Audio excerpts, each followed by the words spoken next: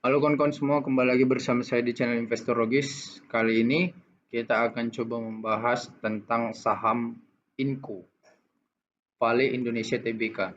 Kenapa kita bahas saham ini? Karena ada kawan kita yang request untuk saham ini dibahas. Nah, sebetulnya saya sudah mengamati juga saham Inco ini, tapi karena harganya belum cocok ya, dan juga uang saya udah nggak ada lagi, jadi saya hanya sampai mengamati aja sih perkembangannya. Sebetulnya yang buat menarik karena berita belakangan ini bahwasanya pabrik-pabrik nikel dunia itu banyak tutup dan harga nikel dunia itu turun gitu. Kenapa turun? Karena ya dugaannya karena Indonesia terlalu banyak memproduksi nikel sehingga harga nikel itu jatuh sementara gini, produksi barangnya meningkat sementara permintaannya kecil gitu. Nah, jadi itu menurunkan harga nikel itu sendiri. Nah, ketika harga nikel itu turun, sementara biaya produksinya tinggi, jadi produsen-produsen nikel mengalami kerugian, gitu konsepnya. Jadi itu yang membuat menghantam harga saham-saham yang berbau bisnis nikel. Terutama kemarin seperti Harum, Antam, sama Inco banyak bermain di sektor nikel kan gitu. Nah, karena kita itu gambaran analisa awalnya aja terkait situasi pandangan investor tentang saham-saham nikel gitu kan. Nah, sekarang kita bahas coba untuk kita anggap diri kita awam aja dulu ya. Kita baca profilnya. PT Vale Indonesia menambang nikel laterit untuk menghasilkan produk akhir berupa nikel dalam mate. Rata-rata volume produksi nikel per tahun mencapai 75.000 metrik ton dalam memproduksi nikel di blok Sorowako. Nah, jadi dia memproduksi nikelnya itu di blok Sorowako. Kami menggunakan teknologi pyrometallurgi atau meleburkan biji nikel laterit. Nikel yang kami hasilkan diekspor seluruhnya kepada Sumitomo Metal Mining Co. Ltd. Jepang.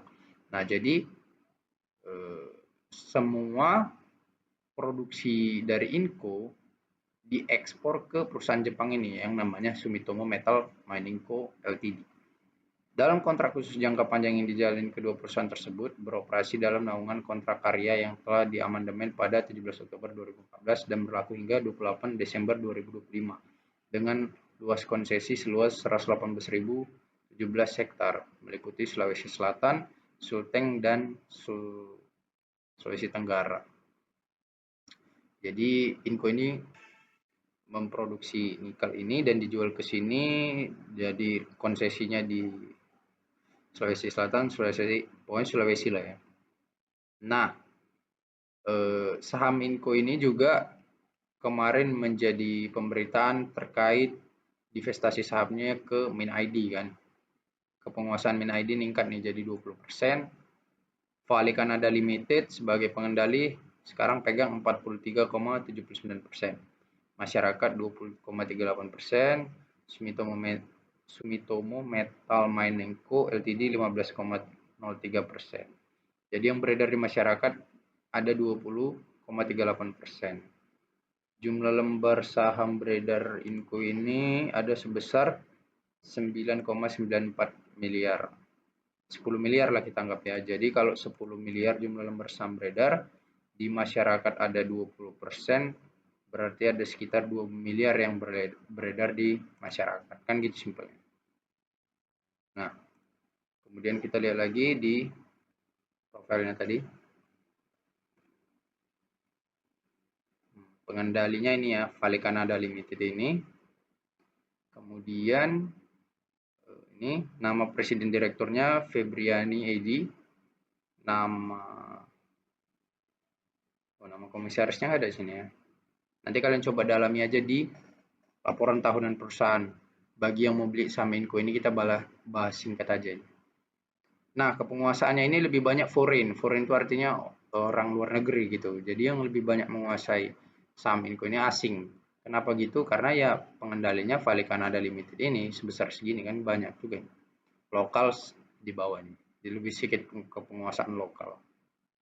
Nah, Vale ini sudah Inco ini sudah listing sejak 1990. Jadi udah lama dia di bursa ya, udah melewati banyak macam krisis lah. IPO price-nya 9.800. Coba kita lihat dia udah pernah stock split belum.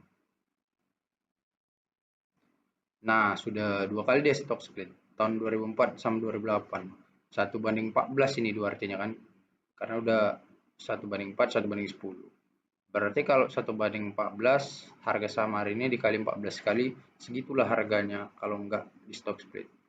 3.450 kali 14. Nah, sebelum stock split harga saham Inco ini udah 53.900. Jadi untuk efisiensi ya di stock split dipecah sahamnya, jadi makanya jadi banyak kan. Reverse split belum pernah, reissue nggak ada.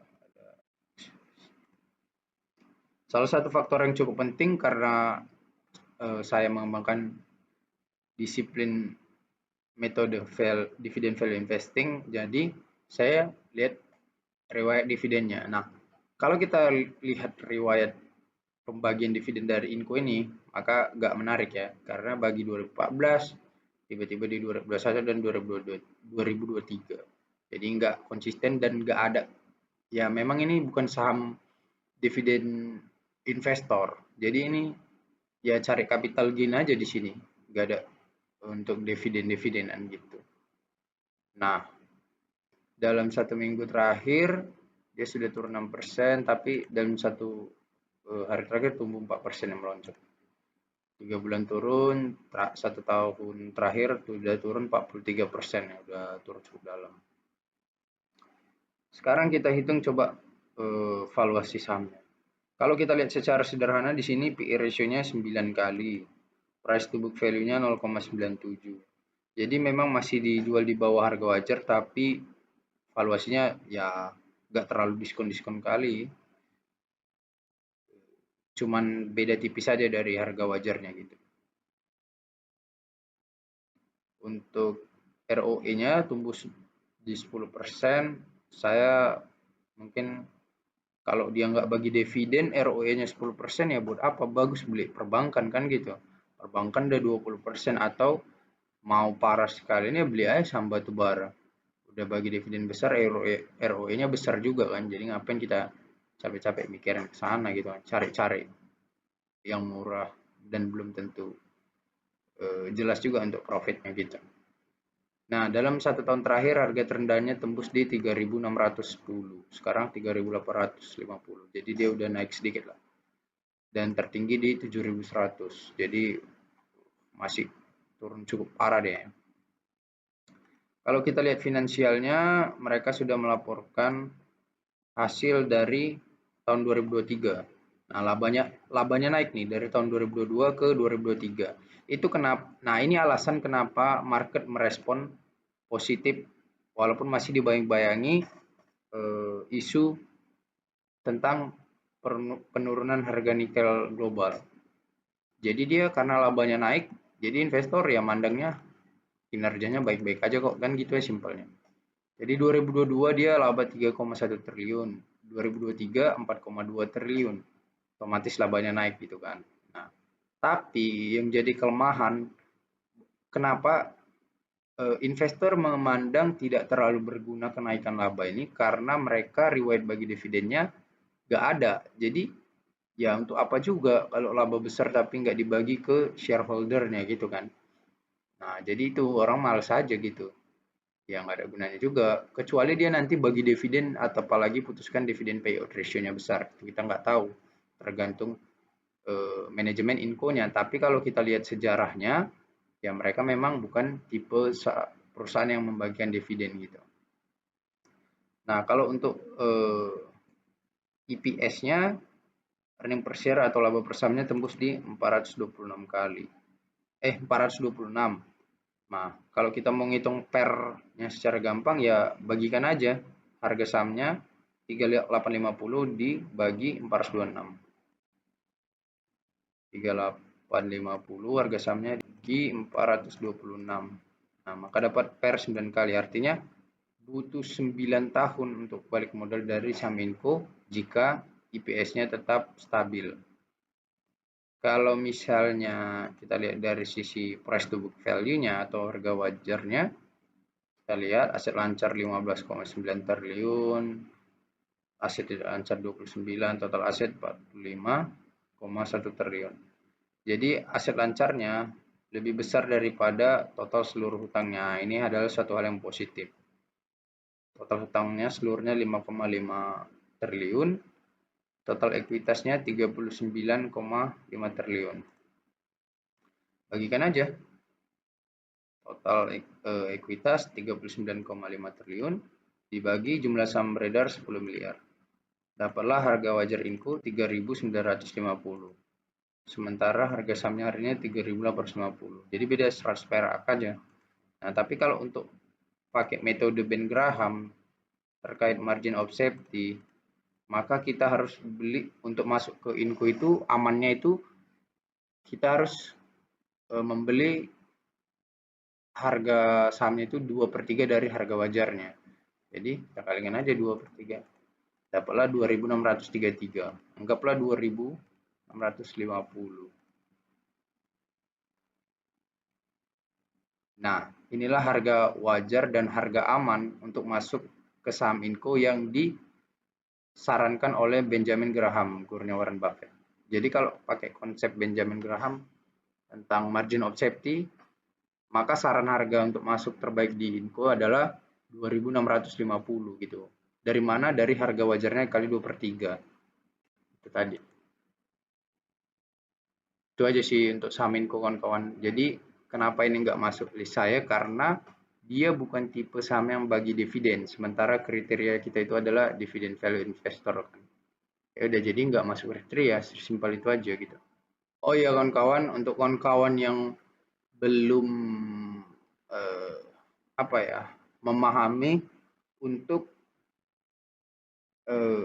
tentang investasi saham ini yang betul-betul dari nol, dari dasar banget belum tahu, saya akan bagikan ebook yang saya tulis kemarin-kemarin saya jual, sekarang saya bagikan aja secara gratis. Kalau kalian yang mau ya tinggal chat WhatsApp aja nanti di nomor di channel ini. Nah, kenapa saya bagikan itu sekarang udah gratis? Karena menurut saya semua subscriber di channel ini saya rasa udah paham lah dasar-dasar untuk investasi saham. Jadi untuk yang belum ya tinggal ikutin aja video-video di sini, dan kalau mau e-booknya ya chat aja. Nanti mungkin saya mau bahas lebih khusus ke dividen value investor aja nanti terkait untuk pengembangan lebih lanjut aja dari materi di video ini. Oke, itu aja. Makasih. Halo kawan-kawan semua, untuk kamu yang belum mengetahui tentang investasi saham sama sekali, alias dari nol, tetapi ingin menjadi tahu dan membutuhkan bimbingan pengetahuan, di sini saya sudah menuliskan e-book yang dapat membantu kamu untuk memahami tentang investasi saham dan langsung praktek menjadi investor saham. Untuk kalian yang berminat, silakan hubungi WhatsApp di bawah ini ya. Untuk kamu yang sudah paham tentang dasar-dasar investasi saham, tetapi belum memiliki teknik analisa dan pemahaman untuk menciptakan portofolio investasi saham yang santai tetapi menguntungkan dan membutuhkan pengetahuan itu, di sini saya sudah menuliskan e-book untuk membantu kalian ya kawan.